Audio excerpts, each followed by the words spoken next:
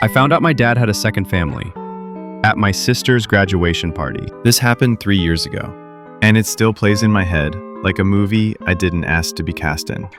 My younger sister was graduating high school, and we were throwing her a party in our backyard. Nothing fancy, just friends, family, neighbors, barbecue, fold-out tables, the usual.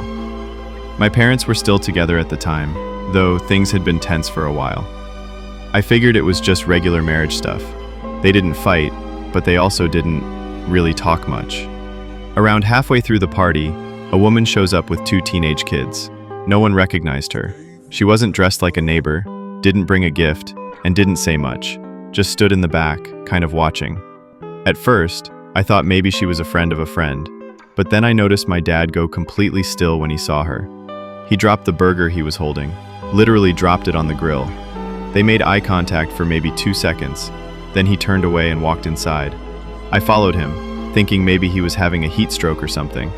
But when I asked him what was going on, he just said, "Don't worry about it." 10 minutes later, the woman left, quietly. No scene, no conversation, just gone. That night, I asked my mom about it.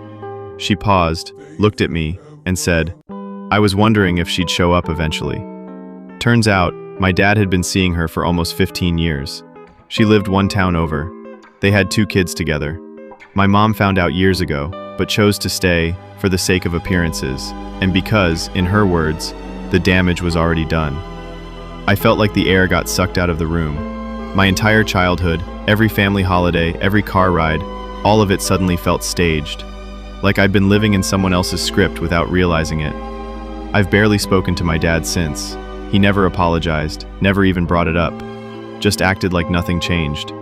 It's wild how you can grow up in a house with people and still not really know them.